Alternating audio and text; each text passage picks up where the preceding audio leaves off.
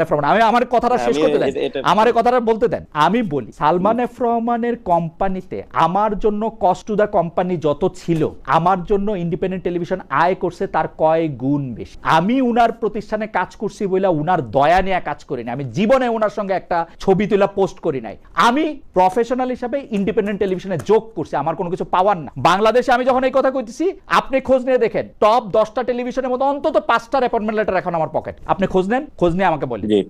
আমি ওই সময় বলেছিলাম যে আমি যদি আপনাকে এই কথাটা বলি আপনি রাগান্বিত হয়ে যাবেন না, তাহলে আমি বুঝাতে চাচ্ছিলাম না, আমি আপনাকে এর আগের বার আপনি কোন প্রসঙ্গে বলছিলেন সেটা আমি বলি। আমি আপনাকে বলছিলাম যে আপনার একজন সহযোদ্ধা এই কথা বলছেন যে আপনারা আসিফ নজরুলের ছাগল নিয়ে খায় ফেলছেন, এইটারে আপনি কিভাবে ব্যাখ্যা করেন? তখন আপনি বলছেন আপনিও তো বেক্সিম কোর পয়সাতে চলেন বা বেক্সের পয়সা খান। না, তারপরে শেষ কথাটা ছিল যদি এই কথা আমি আপনাকে বলি, না না, এটা কোনো কথাই হলো না, এটা কোনো কথাই হলো না। যদি এই কথা আমি এটা কেটে, এটা কোনো কথাই হলো না ভাই, এইসব কথার বাজ আমারে দিয়েন না, এইসব কথার বাজ আমারে দেন না। আমি কেমনে দিব? আপনি সবচেয়ে বাংলাদেশের সবচেয়ে বড় সাংবাদিক না, সবচেয়ে বড় ছোটর কথা না ভাই, বড় ছোটর বহুত কিছু, মানে আপনাদের বড় ছোটর যে হিসাব, সেই হিসাবটা স্কেল সেইটা আপনাদের কাছে ভাই, আমি ওই স্কেলের আপনার কাছে আমি যাইতে চাই না। হাওয়েভার আমি আপনাকে যে একটু জামাতে ইসলামীর ব্যাপারে যেটা একটু জিজ্ঞেস করতে চাইছিলাম সেটা হচ্ছে যে আপনাদের উপরে হামলা বা আক্রমণ হওয়ার পরে জামাতের 60 বছর বয়সী সংসদ সদস্য 17 বছরের কিশোরীকে চাকরির প্রলোভন দিয়ে, এটা হচ্ছে মনিরা শারমিন, উনি স্ট্যাটাস দিয়েছেন এর পর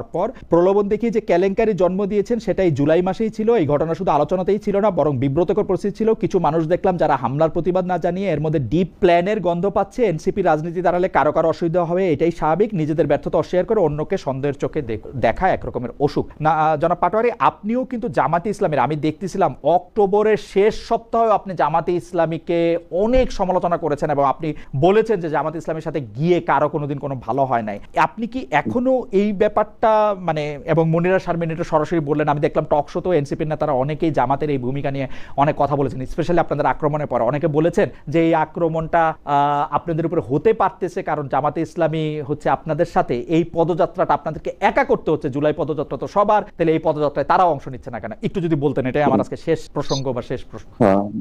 শেষ প্রশ্নটা যেটা, দেখেন আমিও একটা সময় কিন্তু ছাত্র শিবিরের রাজনীতি করেছিলাম। মানে আমার যখন ছোটবেলা বই পড়ার ইচ্ছা হইতো তখন আমি বইগুলা পড়েছিলাম। পরবর্তীতে কিন্তু আমি আদর্শিকভাবে পরিবর্তন হয়েছে। This is not the right way, কারণ আমি সে সময় হলো অন্য কোনো সংগঠনের দাওয়াতই পাই নাই বা এঙ্গেজ হওয়ার সুযোগই পাই নাই, মাদ্রাসা পড়াশোনা করছিলাম।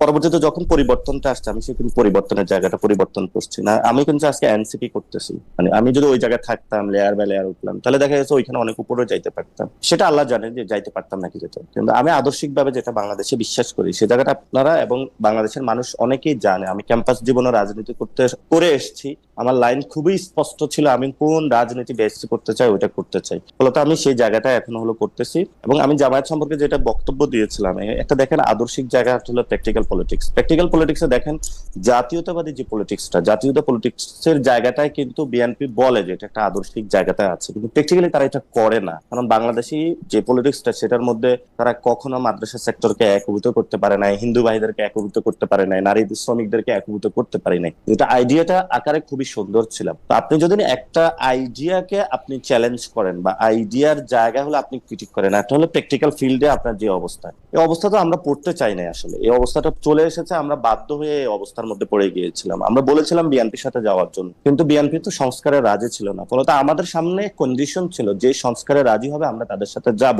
এবং এই নির্বাচন হলে আমরা অংশগ্রহণ করব। সেই জায়গা থেকে এখন এসে আপনি যে প্রশ্নটা উত্থাপন করেছিলেন যে জামায়াত ইসলামের একজন সংসদ সদস্যের যে মোরাল টার্পিটিউডের যে জায়গাটা, মোরাল টার্পিটিউডের জায়গাটা, এটা জামায়াত ইসলামী ভালো উত্তর দিতে পারবে।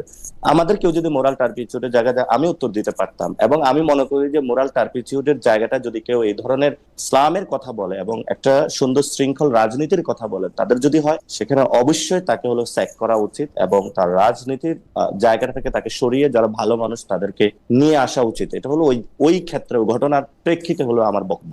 ওকে, আমরা দর্শকদের কাছে প্রশ্ন করেছিলাম এমপিওভুক্ত শিক্ষকদের স্থানীয় সরকার নির্বাচনে অংশ নেওয়ার সুযোগ বহাল রাখার দাবি তুলেছে জামাত ইসলামী। প্রিয় দর্শক, এই অবস্থা সঠিক বলে মনে করেন কিনা? শতকরা 40% দর্শক মনে করেন যে এটি সঠিক, শতকরা 60% মনে করছেন যে না এটি সঠিক নয়। 11,000 ভোট দিয়েছেন। আমি দর্শকদের একটা প্রশ্ন আপনার জন্য নিব। দর্শকরা একটা প্রশ্ন আপনাকে অনেকবার করেছেন, সেই প্রশ্নটা যদি একটু অবশ্যই। দর্শকদের প্রশ্নটা হচ্ছে যে আমেরিকান ডিল নিয়ে জনাব পাটোয়ারি সাহেবের অবস্থান, ওনার দলের অবস্থান, ওনার জোট প্রদানের অবস্থান স্পষ্ট করতে বলবেন প্লিজ। আমিও এই ডিলটার আচ্ছা। কথা বলতেছিলাম যে 9 তারিখে ডিলটা সাইন করা হয়েছে, 12 তারিখে ইলেকশন হওয়ার মাত্র 3 দিন আগে। জি জি। দেখেন ওই ডিলটার মূল এজেন্সটা ছিল যেহেতু আমরা হলো ওইখানে এক্সপোর্ট করে থাকি, এবং যখন এক্সপোর্ট করে থাকি আমাদের লেটস সে 100 টাকার গুডস, তো ট্রাম্প সরকার বললো যে তুমি যেহেতু আমার কাছে বিক্রি করে থাকো যে র ম্যাটেরিয়াল, সেটা যেহেতু চায়না অথবা অন্যান্য দেশ থেকে কালেক্ট করে থাকো, তুমি আমার থেকে এটা কালেক্ট করো। তো সেই জায়গাতে ঠিক আছে, তাহলে ওই জায়গাতে একটা ডিল হয়েছে, এবং পরবর্তীতে এটা কিন্তু আমাদের ফুল নলেজে কোনো কিছু আমাদের কাছে আসে নাই। ইদানিং আমাদের সাথে বিভিন্ন তাদের সাথে মিটিং হচ্ছে, কথা হচ্ছে, আমরাও তাদেরকে জানিয়েছিলাম যে আমরা এটা কনসিডারেশনে আছি, ভবিষ্যতে আমরাও দেখবো যদি সেখানে সংস্কার অথবা অনেক কোনো বিষয় থাকে, যদি বাংলাদেশের স্বার্থ সংশ্লিষ্ট থাকে, তখন আমরা যে কোনো চুক্তিতে যাইতে পারি। বাংলাদেশের স্বার্থ সংশ্লিষ্ট বিরোধী আমরা কোনো চুক্তিটা কি আপনি ধরনের পড়েছেন চুক্তিতে জনাব পাটোয়ারি? চুক্তিটা আপনাকে দেখার সুযোগ আমি আমাকে যদি অনেস্টলি আমি ফুলটা পড়ার সুযোগ পাই নাই, তবে আমার কাছে পেপারটা এসেছে, আমি কিছুটা অংশ পড়েছিলাম। সেই জায়গাটা থেকে আমার মনে হয়েছে still we have to consider on that matter. Positively আরো আমাদের অ্যাফার্মেটিভলি অর নেগেটিভলি? এটা কিছু জিনিস ভালো আছে, যদি এটাতে একটা রিরাইটিং এর সুযোগ থাকে বা সেই জায়গায় আমরা আসতে পারি, তাহলে বাংলাদেশও লাভবান হবে, তারও লাভবান হবে। কয়েকটা ক্লজ আছে যে এত পর্যন্ত এই ধরনের এই যে কন্ডিশনগুলো প্রবলেমেটিক, ওই উইদাউট কন্ডিশনগুলি প্রবলেমেটিক, এটাকে আপনারা দলের মধ্যে আলোচনা করেছেন বা এটার মধ্যে আপনার পজিশন নিচ্ছেন কিনা সেটা? আমরা আলোচনা করেছি, আমরা দলীয়ভাবে এখানে এখনো ক্লিয়ারের আমাদের সময় আসে না, কারণ স্টিল আলোচনা হলো অনগোয়িং সব দলের সাথে। আপনি দেখেছেন চুক্তিটা ওয়েবসাইটে দেখা যাচ্ছে ফেব্রুয়ারি মাসের শেষ থেকে, মানে আপনারা সময় পাচ্ছেন না চুক্তিটা দেখা। ওই সময় ফেব্রুয়ারি মাসের শেষ চুক্তিটা থেকে হয়েছিল ফেব্রুয়ারি মাসের শেষ থেকে अवेलेबल চুক্তিটা আর কি ওয়েবসাইটে বা না, ফেব্রুয়ারি মাস থেকে যখন অ্যাভেলেবল, ওই সময় যখন চুক্তিটা করা হয়েছিল আমাদেরকে ওই চুক্তি সম্পর্কে জানানো হয় না, अवेलेबल ক্লিয়ার করা হয়েছে। মানে আপনারা নিজেরাও একটু দেখতে পারতেন তো ইচ্ছা করলে। হ্যাঁ আপনারা যখন বলেছেন আমাদেরকে দেখার জন্য, ওই সময় আলোচনাটা বেশি ছিল যে পোর্টে ডিপি ওয়ার্ল্ড বা অন্যান্য যে কাজ আছে সেখানে দেখা গেছে অনেক কিছু প্রবলেমেটিক কাজ হচ্ছে। তো এখানে আমরা ডিরেক্টলি যখন এটা কনসিডারেশন, সেই পক্ষটা আমাদের সাথে আলোচনার সুযোগ আসে নাই, সরকার ডিরেক্টলি করেছে। পরে ছাত্ররা যখন মাঠ থেকে একটু দুর্বল হয়ে গিয়েছে, পরে সরকারের যারা ছিলেন তারাও নিজেরা আমাদেরকে জানানোর মনে করেন নাই। আমরা পরবর্তীতে এগুলো নিয়ে কথা বলেছি, সেই চুক্তিটা এটা কি, আপনারা কতটুকু যাচ্ছেন, সেটা কিন্তু ফুল ফাইনালাইজেশন অথবা এখন যে বিরোধিতা জায়গা আসছে তারাও বাংলাদেশে আসা শুরু করেছে, কনসিডারেশনের সুযোগ আসে, এবং আমরা যে ওইভাবে আছে ওইটা তো আমরা বলছি কন্ডিশনগুলো প্রবলেমেটিক, এবং আমরা দলীয়ভাবে সেই বিষয়গুলো স্পষ্ট করেছি, ভবিষ্যতে আরো করব। আমরা বাংলাদেশের স্বার্থের বিরোধী, অনেকে বলা হয়ে থাকে যে দেশ বিক্রি করে দিচ্ছে আমেরিকার কাছে। কেন ভাই, আমি চায়নার কাছেও বিক্রি করতে চাই না, ইন্ডিয়ার কাছেও বিক্রি করতে চাই না, কোনো দেশের কাছেও বিক্রি করতে চাই না।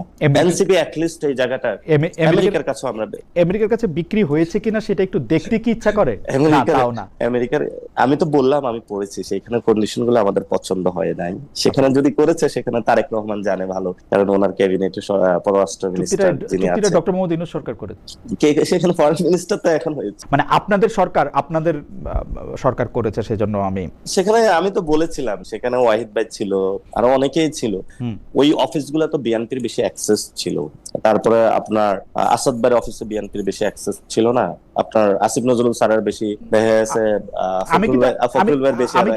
আমি কিন্তু আপনার সাথে খানিকটা একমত। এটা আমাকে প্রথম বলল কে ভুলে গেলাম, কিন্তু এটা বলছে যে এই বিএনপি সরকার একদমই ডক্টর মোহাম্মদ ইউনূস সরকারের এক্সটেনশন। ডক্টর মোহাম্মদ ইউনূস সরকার যা কিছু করছে এই বিএনপি সরকার সেইগুলিরই এক্সটেন্ডেড ভার্সন করতেছে, এবং এনসিপি জামায়াতও, উনি বলছে এনসিপি জামায়াতও এই যে পুরা প্লটটা, এই প্লটটার একটা পার্ট। এটা এই আপনাদের কেউই বলছে যে, মানে আমি মনেও করতে পারবো আসলে একটু পরে আমাদের অনুষ্ঠানেই বলছে, যখন আমরা বলছে যে রাজনৈতিক দল হিসেবে বিভিন্ন ইন্টারাকশনে যাই, কথা বলি, আমাদের কারণে দেখা গেছে এই যে এখন আপনার একজন প্রতিমন্ত্রী নুরুল হক নূর বক্তব্য দিয়েছেন এনসিপি হলো বাংলাদেশের রাজনীতিতে বিস্ফোরা, হয়তো এই জন্যই বলা হয়ে থাকে। আমরা অনেক বিষয় নিয়ে কনসার্ন তুলেছি বাংলাদেশের পক্ষের মানুষের। এটা আমরা যতদিন, এখন তো আমি এটা বলে প্রমাণ করতে পারবো না, যতটুকু অ্যাকশনেবল কাজে আমরা প্রমাণ করতে পারবো তখন দেশবাসীর সামনে আরো স্পষ্ট হবে। আমরা বিস্ফোরা না, আমরা তাদের জন্য বিস্ফোরা, কিন্তু বাংলাদেশের মানুষের জন্য ভালো। ওই বিস্ফোরা গুলোকে আমরা একটু সাইজ করি। আমার আর কোনো প্রশ্ন নাই, আমি একটু শেষ করি। আচ্ছা, এতক্ষণ যা আপনাকে জাস্ট আমাকে যদি 30 সেকেন্ড সময় দেওয়া যাবে? জি জি অবশ্যই অবশ্যই, মানে আমি কথাটা বলে নিব। সেটা হলো মানে খালিদ ভাই আপনি আমার পুরো যতটুকু আপনি আমার বক্তব্যগুলো অ্যানালাইসিস করেছেন, আমি শুরুতে বলেছিলাম টোনের প্রবলেম আছে, সেটা আমার কারেকশন করতে হবে। আপনার কি মনে হয়েছে আমি সারাদিন গালাগালি করি? আমার তো অনেকগুলো বক্তব্য আপনি অ্যানালাইসিস করেছেন। জনাব পাটোয়ারি, আমি অনেস্টলি বলি, দেখেন কোনটা গালাগালি না এটা নির্ধারণ করে আসলে ক্ষমতা। আজকের যে বিএনপি আপনাকে গালাগালির কথা বলে বা আপনার দলের উপর আক্রমণ শানাচ্ছে, গত 17 বছর উনারা রাষ্ট্রীয় প্রধান থেকে শুরু করে সরকার প্রধান, তারপর হচ্ছে সংসদে এমন কোন জায়গা নাই যে বিএনপিকে দুইটা কুৎসিত গালি না দেওয়া হয়েছে। বিএনপিকে দুইটা কুৎসিত গালি না দিয়ে মনে হয় জল স্পর্শ করার নিয়ম ছিল না বাংলাদেশে। সেই সময় কিন্তু বিএনপি ওগুলিকে গালি হিসাবে দেখে নাই, তখন ওদের গায়ে অত ফোসকা পড়ে নাই, তখন ওদের অত খারাপ লাগে নাই, কিছু লাগে নাই। কিন্তু তখন লাগে নাইটা কেন? ওরা হজম করে গেছে, বিকজ ক্ষমতার মাপকাঠিতে সেই ওনার মনে হয়েছে যে এটা রাইট টাইম না বা এটা। আজকে আপনারটার ব্যাপারে এত প্রতিক্রিয়া কেন হইতেছে? এত প্রতিক্রিয়া হইতেছে কারণ ক্ষমতার মাপকাঠিতে উনারা মনে করতেছেন এই গালির আমার জবাব, মানে গালি আমি কোট আনকোটের মধ্যে দিলাম, যেমন আমার কাছে কোনো কিছুই গালি না ভাই, আমাকে যাই বলতে পারেন, আমাকে বলেন তো আপনাদের লোকেরাই যে আমাকে কত কিছু বলতেছে, আপনার সমর্থকরাই আমাকে অনেক কিছু বলতেছে, আমি এগুলি আই ক্যান টেক ইট। আমি আবার পাবলিক ফিগারও না, মানে আমার কোনো তো সেই অর্থে গুরুত্বও নাই। তো আপনারা পাবলিক ফিগার, পলিটিক্যাল লিডার, গালি কোনটা না সেটা আসলে ক্ষমতার মাপকাঠিতে বিবেচনা করা, বুঝছেন আপনারা? এখন তো আমি খুব বিপদে আছি ভাই, আপনারা এমন একটা পর্যায়ে চলে এসেছি। আমি আসলে এই কথাটা একটু বলতে চাইতেছিলাম যে জনাব নাসিরউদ্দিন পাটোয়ারি, আমি কিন্তু এটা রেটরিক হিসেবে বলি নাই। আপনি যদি আমার এর আগের আরো 2টা শো, আপনি অনেক ব্যস্ত, তারপরেও যদি দেখেন সেইখানের মধ্যেও কিন্তু আমি 100 বার 300 বার 400 বার বলছি যে না, বলার স্বাধীনতা প্রোটেক্ট হবে, বলা দিয়া কোনোদিন বলা এটা কোনো কিছু দিয়ে জাস্টিফাইড। আপনি বলবেন যে না আমরা আসলে ওর বলাটা নিয়ে আমাদের কোনো কিছু নাই, এটা স্থানীয়রা করছে। আমি জিজ্ঞেস করছিলাম তাদের কেন্দ্রীয় নেতাকে এটা কেন্দ্রীয় ভাবে করা হয়েছে কিনা, তো উনি বলছে না কেন্দ্রীয় ভাবে করা হয় না। এটা তো সত্য না। হ্যাঁ, এটা অ্যানি ভাই বক্তব্য দিয়েছিলেন, পানি সম্পদ মন্ত্রী বক্তব্য দিয়েছেন। আমি ওনাদের হাফ ডজন হলো মন্ত্রীর বক্তব্য দেখাইতে পারবো যারা আমাকে কিলিং করে আমার উপরে অ্যাটাক করাটা তারা জায়েজ উৎপাদন করেছেন পুরো বাংলাদেশে। আমি যে প্রাইম মিনিস্টার অফিস থেকে করা হচ্ছে না, আমি যে প্রসঙ্গটা আসলে বলতেছিলাম সেই প্রসঙ্গটা হলো কি, এটা আপনার কাছে প্রশ্ন না, এটা আপনার সঙ্গে একটা আলাপ যে সত্যি একটা ছেলের মানে অনেক তো গেল বাংলাদেশে, কত মানুষ, কত পরিবার আর কত কিছু করবে। একটা ছেলের এটা চোখ উঠায় ফেলা হয়েছে, তার এটা রক্তাক্ত হয়েছে, তারপরই আপনি বলছেন যে আপনি আর কথা বলবেন না, কিন্তু আপনি কথা না বললে কি আপনার কাছে কি মনে হয় হাইন্ডসাইট, আপনি কথা না বললেও কি এই আক্রমণটা হইতো আসলে? না, আজকে তো বিভিন্ন ক্যাম্পাসে হামলা হচ্ছে, মানে ছাত্রদল ছাত্র শিবির মারামারি করতেছে, জগন্নাথের একজন নির্বাচিত একজন প্রতিনিধিকে আপনার কথা বলার সাথে তো এটার কোনো সম্পর্ক নাই তাহলে মারামারিটার? মানে ওরাই তো এটাই তো বলতেছি যে আমার কথা বলার কারণে যদি অ্যাটাক করা বাংলাদেশে যায়। এখন আমি তো আজকে কথা বলি না, তাহলে আজকে কেন মারামারিটা হচ্ছে? না, এর আগে বাংলাদেশে আপনার কথা বলার সাথে আমিও কিন্তু মনে করি যে রাজনীতি মাঠে বাড়তে থাকবে, ক্ষমতাসীনরা তার ক্ষমতা দেখাবে। কারণ আমি বিস্তারিত ব্যাখ্যা করলাম যে অনেক গালি খাইছে, কিছু তারা তো রিয়েক্ট করে নাই, এখন রিয়েক্ট কেন করে। কিন্তু আপনি তাহলে কেন বললেন যে আপনি চুপ করে যাবেন? আমি বলছি আমি চুপ করে দেবো ভাই, আমার তো বাঁচা থাকতে হবে। আমি কি মারা যেতে চাই নাকি বিএনপির একজনের হাতে? মানে আমাকে আসে রড দিয়ে পিটায় মারা ফেলবে? আপনি তো এর আগেও বহুবার বলছেন যে আমাকে মারলে মাইরা ফেলো, আমি এগুলি বলবোই। আজকে কি এমন হইলো যে আপনি বললেন যে আমি চুপ করে যাব? এটা ডিরেক্ট প্রধানমন্ত্রীর অফিস থেকে করতেছে। প্রধানমন্ত্রীর অফিস থেকে বলা হয়েছে আপনাকে কথা না বলতে? না, প্রধানমন্ত্রীর অফিস থেকে এই ধরনের হলো ম্যানুফ্যাকচারিং কনসেপ্ট করতেছে। আপনার ডিরেক্ট তাকে হলো প্রধানমন্ত্রী একটা লোকরা এসে নিয়োগ দিল যে নিজের প্রাইম মিনিস্টার অফিসে, সেখানে ওই ব্যক্তি তো প্রতিদিনে এটা বলে যাচ্ছে, এবং এটা তো ওই অফিসে বাংলাদেশের যে স্ট্রাকচারাল কাঠামো, প্রাইম মিনিস্টার অফিসে সবচেয়ে বেশি ক্ষমতা বেশি, ওই অফিসে কিভাবে কোন ফাংশন গুলো এগুলো তো আমরা জানি। তো ওই জায়গা থেকে যখন একটা ব্যক্তিকে নিয়োগ দিলে সে বারবার এটা বলে যাচ্ছে, ওই ব্যক্তিকে নিয়োগ দেওয়াতে আপনারা এত বেশি মনক্ষুণ্ণ হইলেন কেন? মানে এই যে কোটা আন্দোলনের প্রথম দিকে যারা ছিলেন, নূর এবং রাশেদকে অসম্মান না করে, মানে খুব খারাপ কথা না বলে আপনাদের একটু ভালো লাগে না, এটার কারণটা কি আসলে? মানে আপনার বক্তৃতা আপনি কিভাবে রাশেদের নাম নেন জানেন? আমরা হলো মানে আমরা খুব কুৎসিত কোনো কিছু দেখলে যেরকম করে মুখ, মানে আমি জানি না, মানে আমি যে আপনারা অনেক কিছু শুনছি, আপনি যতবার রাশেদ নামটা বলেন ততবার, আপনি না শুধু, এর কারণটা কি? আমি না আমার বলতেও চাই না, এর কারণটা কি? আপনি আজকে নূর সাহেবের কথা বলছেন যে মানে এইটা কেন হইলো, মানে ওরা কি করছে? এটা হয়েছে, তারা কোনো অপরাধ করে নাই, তারা বাংলাদেশের ক্ষমতার অংশীদার হয়েছে। এবং এখানে কথা ছিল, ধরেন আমরা যখন আগে আলোচনা করতাম যে আমরা একসাথে সংস্কার বাস্তবায়ন করব বাংলাদেশে, সাকিব এই তো সাংবিধানিক সাংবিধানিক লড়াই দীর্ঘদিন ধরে। সালাম ভাই হলো হসপিটালে মারা গেল এই সাংবিধানিক লড়াই করতে করতে। এখন ওই সালাম ভাই রক্তের উপরে দাঁড়িয়ে আজকে সাকিব ভাই প্রতিমন্ত্রী হয়েছেন। এবং আমি তো ছাত্র ফেডারেশন করছিলাম, সেখানে আমি সাংবিধানিক যে লেখাগুলা বইগুলা সবগুলাই পড়েছিলাম। আজকে কি হুট করে হইলো উনি হলো সংশোধন কমিটিতে ঢুকা যায়, সংস্কার হয় না। আপনি গত 17 বছর টকশো গুলা দেখবেন, মানুষের কথাগুলা দেখবেন, ওইখানে তো বিএনপির, আমি আর কারো নামই নিতে চাই না, কালকে তো আবার আমার মারা ফেলবে, যে ওরা কি ধরনের বক্তব্য দিয়েছে বা ওনারা আর এরা কিভাবে বক্তব্য দিয়েছে, এটা তো জনগণের পক্ষে ছিল।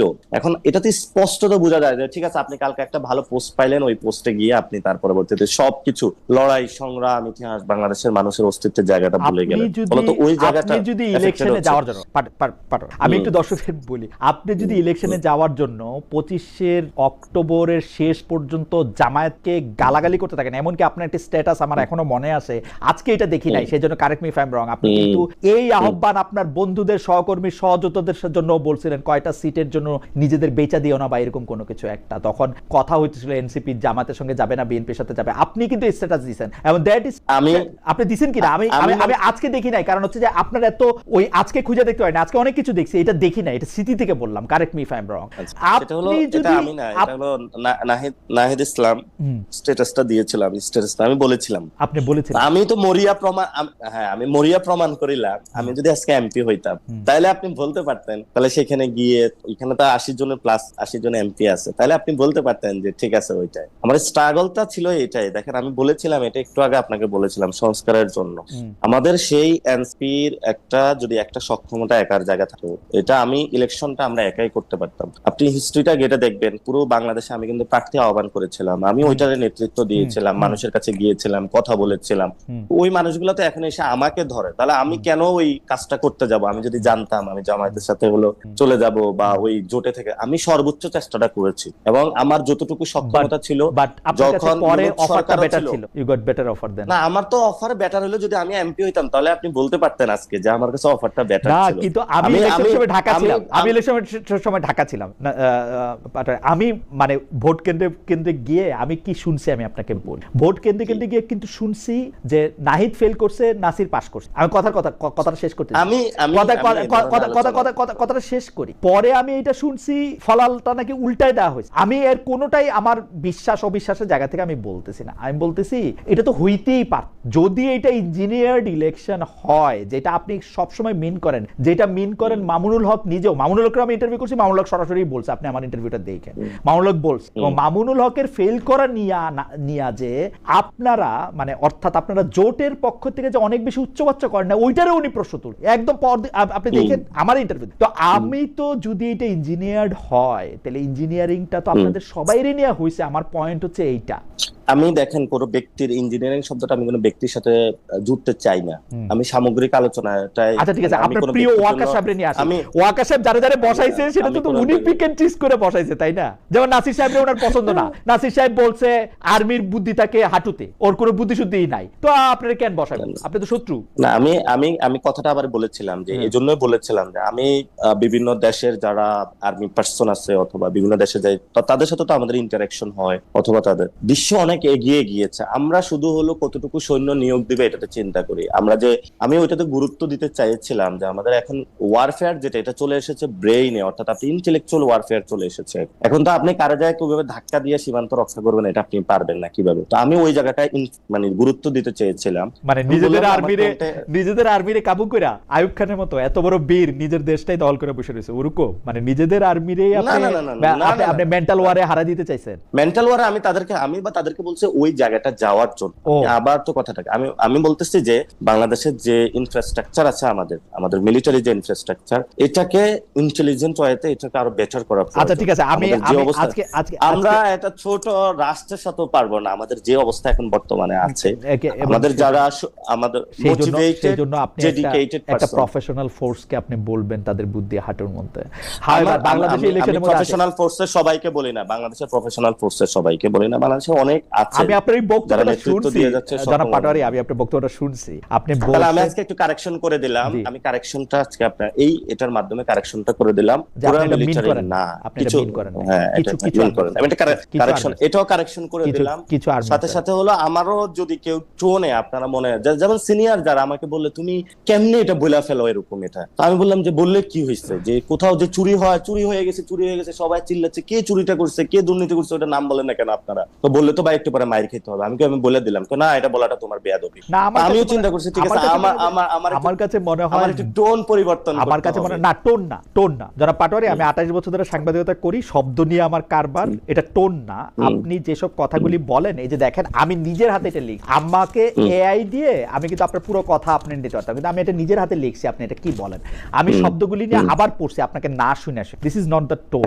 আপনি স্পেসিফিকলি যেটা মিন করতে চান, যেটা বলতে চান, সেটাই আপনি বলছেন, এটা টোনের কোনো ব্যাপার না। কিন্তু আমার কাছে মনে হয়, আমি এইটা একটু আলাপ প্রসঙ্গে একটু জিজ্ঞেস করি, যে এনসিপিতে আপনার এই বলা এবং বলার একটা পিকে যাওয়াটা, এইটা কতটা মানে আপনি কতটা জনপ্রিয় হইলেন, আপনি আরো কত মানে আপনাকে লোকে ফলো করে, বা তরুণ যারা এনসিপি নেতৃবৃন্দ আছে তারাও আপনাকে আসলে খুব ফলো করতেছে কিনা, আপনাদের যারা সিনিয়র নেতা, মানে আপনার থেকে সিনিয়র নেতা তো অল্প কয়েকজনই, 2-3 জন 4 জন, তারা আপনাকে খুব প্রশংসা করে কিনা, বাহ ভালো বলছেন নাসির ভাই, বা ভালো বলছে, আমি জানি এরা বেশিরভাগই আপনাকে ভাই বলেন, যে এইটা আপনাকে বলেন কিনা, মানে ব্যাপারটা কিরকম, মানে এনসিপিতে আপনি অনেক সাবাসী পান কিনা, অনেক ভালো না, এনসিপিতে এজ এ পলিটিক্যাল পার্টি হিসাবে এবং আমি পলিটিক্যাল পার্টির অংশ হিসাবে, আমরা তো এই ধরনের টোনে সাধারণত এনসিপিও এন্ডোর্স করে না, এবং আমি যখন বলি তখন আমিও একটু প্রবলেমে পড়ে যাই, ইফ ইন কেস আমি যদি এনসিপির বাইরে হইতাম তাহলে দেখা গেছে এই তাদের প্রবলেম হইতো না, অথবা আমি যদি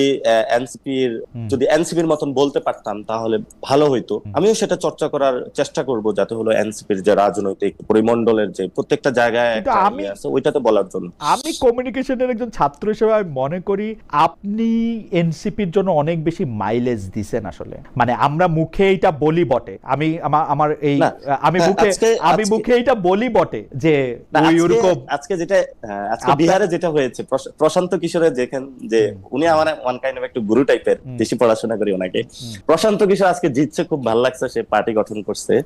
প্রশান্ত কিশোরের লাস্ট ইলেকশনে কমিউনিকেশন ছিল যে বিহারের শিক্ষা নাই, বিদ্যুৎ নাই, কোনো কিছু নাই, হোল একটা আসন উনি পান নাই, ফুল কমিউনিকেশন ছিল হলো সুপার কমিউনিকেশন, উনি তো communication master mind in the Indian history, কিন্তু এইবার ইলেকশন উনি কমিউনিকেশন চেঞ্জ করছে, যে বিজেপি ঠেকাও, এবং সেখানে হলো যে আসনটা এটা ছিল বিজেপির যিনি প্রেসিডেন্ট হয়েছিলেন নীতির আসন ছিল, এবং 36 বছর নাকি 26 বছর এই আসনটা তাদের ছিল, তারা বলছে এটার কলা গাছ দাঁড়াইলো তারা জিতবে, এবং মিষ্টি সবকিছু অর্ডার করে দিছে, কিন্তু আনফরচুনেটলি সেখানে উনি যখন এবার ক্যাম্পেইন দিয়েছিলেন যে বিজেপি ঠেকাও, তখন এটাতে উনি ভালো সাকসেসফুল নিয়েছেন। আমি ইলেকশনের সময় এই ধরনের কমিউনিকেশন করেছিলাম, আমি 4টা জিনিসের কমিউনিকেশন করেছিলাম: চাঁদাবাজি, সন্ত্রাস, দখলদারিত্ব, দুর্নীতি। সো চাঁদাবাজিটা অলরেডি মানুষের ঘরে ঘরে প্রুফ করেছে যে তারা চাঁদাবাজি করে, এখন সন্ত্রাসের রাজত্ব চলতেছে, সামনে দখলদারিও আসবে, এরপরে তারেক রহমান যখন আরো একটু সরকারের একটু ম্যাচিউরড লেভেলে হবে, বড় বড় মেগা প্রজেক্টে দুর্নীতি করবে, after the final that the fall of Tarique Rahman. এই 4টা জিনিস যখন মানে পিপল নিজেদের শরীরে লাগবে, আর তো আমি কিন্তু এটা 6 মান্থ অথবা আপনার আরো ইলেকশনের আগে এটা কমিউনিকেশন করে দিয়েছিলাম, ফুল মানে 11 দলীয়, কিন্তু আমার কাছে হ্যাঁ, আমি আপনার সাথে এখন আমার কাছে মনে হয় যে আপনি যেভাবে যেগুলি বলতেছেন সেটাতে সবচেয়ে বেশি বেনিফিটেড হচ্ছে এনসিপি আলোচনায় থাকতেছে, এনসিপি মাইলেজ পাচ্ছে, এনসিপি গুরুত্ব পাচ্ছে, মিডিয়াতে আপনাদের উপস্থিতি খুব সরব বোঝা যাচ্ছে। সুতরাং আমি আপনাকে বলবো আপনি থাইমেন না, আপনি চালায় যান, আপনার যেইটা যখন বলতে ইচ্ছা করে এটা আপনি বলেন। এই রাষ্ট্র যদি আপনাকে নিরাপত্তা না দিতে পারে, আপনাকে নিরাপত্তা না দিতে পারে, তাহলে আপনার নিরাপত্তা আপনি নিশ্চিত করুন যে কিভাবে নিরাপদ থেকে আপনার এই কথা চালায় যাওয়া যায়, এবং আমরাও চেষ্টা করব যাতে আপনার বলার জন্য, আপনার যা খুশি তাই বলার জন্য, তবে আপনি যা বলবেন আমি আশা করব যে এটা তথ্য দিয়ে আপনি এটা করবোরেট করবেন, আপনার দুইটা জিনিস ডেভেলপ করতে হবে, একটা হলো তথ্য দিয়ে একটু কনস্ট্রাকটিভ, তথ্য দিয়ে কনস্ট্রাকটিভ ওয়েতে, আর একটু ডিপ্লোম্যাটিক ওয়েতে বলতে হবে। আমি একটু সহজ সরল তো যা আসে তা বলে দিই। এটা ভাই আপনাকে বলি যে ওই সংস্কার কমিশনে ভিতরে অনেক সিনিয়র রাজনীতিবিদ যারা এখন বড় বড় মন্ত্রী, বাইরে যে মানে কনফারেন্স যখন করলো, প্রেস ব্রিফিং, তখন একভাবে বললো, তো ভিতরে একভাবে বললো। পরে আমি ভাইকে বললাম, ভাই আপনি এটা করলেন কেন? দ্রুত রাজনীতিটা শেখার চেষ্টা করো, ভিতরে যা বাইরে তা বলবা না, বাইরে যা ভিতরে তা বলবা না। তো আমি ওই সময় এটা ফলো করি না, এখন মনে হচ্ছে যে এটা follow করা লাগবে।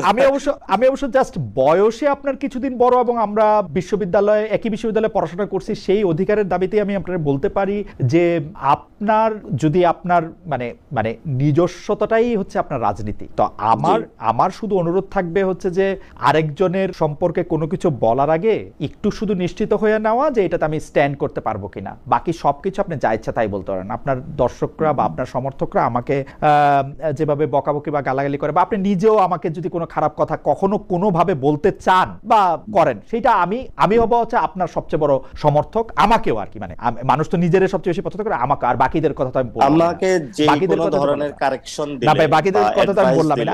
আমি শুধু আপনাকে একটা কথাই শুধু বলতে চাই যে সত্য সত্য সত্য, সত্যের কোনো মানে মানে মানে এইটার কোনো, এবং আপনার পরীক্ষা করা সত্য, মানে সত্য যে আপনার জন্য এটা বিশ্বাস করা কমফোর্টেবল সেজন্য এটা সত্য এরকম নাও হইতে পারে, আপনার বিশ্বাসের বাইরেও আসলে সত্য থাকে। হাইবার আপনার সাথে কথা বলা সবসময় আনন্দদায়ক জনাব নাসিরউদ্দিন পাটোয়ারী। একা একা কথা বলার কারণে হয়তো আপনাকেই অনেকগুলি প্রশ্ন করতে হইলো। আমরা যদি পারতাম যে আপনার সঙ্গে যদি অনেকে বলতেছিলেন যে আপনার যারা প্রতিপক্ষ আছেন তাদের কাউকে রাখতে পারলে নিশ্চয়ই আরো ভালো হইতো, কিন্তু আমি সেটা চাই নাই।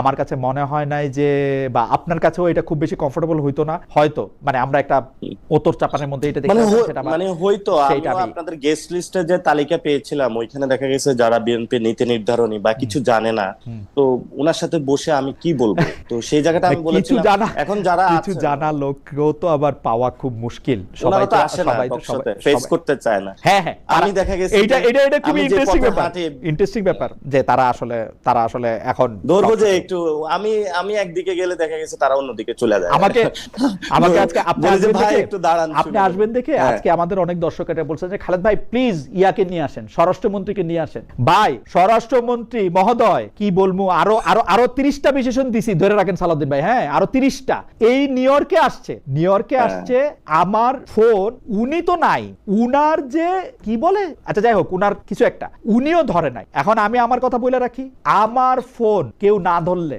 আমার কিন্তু মানে এটা আমি পার্সোনালি নেই ভাই, ফোন ধরে বল যে এই জন্য আসবি না, আসবো যে আমি ব্যস্ত বা আমি পারবো না, ফোন ধরে নাই, ইগনোর। এবং সেই ইগনোর করা কিন্তু বিএনপির অনেকের কাছ থেকে, আমাদের দর্শকদের মধ্যে আমি অনেকেই বুঝি যে ওনারা চাইতেছেন, বাট মানে যাই হোক, জনাব নাসিরউদ্দিন পাটোয়ারী আপনাকে অনেক ধন্যবাদ। আমাদের দর্শকরাও আপনার সাথে অনেকে, সালাউদ্দিনের ছেলে কিন্তু বড় বড় মেগা প্রজেক্টের দুর্নীতি শেয়ার নিচ্ছে। আমার কাছে আরেকটা হ্যাঁ অবশ্যই আরেকটা ছোট কথা আমি একটু মানে আরেকটু ছোট কথা ছোট মুখেই বলি আর একটা নাম ধরে ডাকলে, মানে কারো ফার্স্ট নেম ধরে ডাকলে এটা একটু অসম্মানের মতো লাগে। আপনি পুরোপুরি সালাউদ্দিন আহমেদ বলেন, ইট সাউন্ডস গুডার, যে এটা একটা সাজেশন। জনাব সালাউদ্দিন, জনাব নাও বললেন, যেমন আপনাকে কিন্তু আমি জনাব পাটোয়ারী বা জনাব নাসিরউদ্দিন পাটোয়ারী ছাড়া কোনো কিছু বলা আমার কানে লাগে আর কি। জাস্ট বলার জন্য আমাকে একজনে জাস্ট বলার জন্য দিয়েছিল, জাস্ট বলার জন্য এটা কারেকশন দিয়েছিল, এটা ভালো জিনিস। হ্যাঁ আমি এখন থেকে এটা বলবো, সালাউদ্দিন সাহেব এবার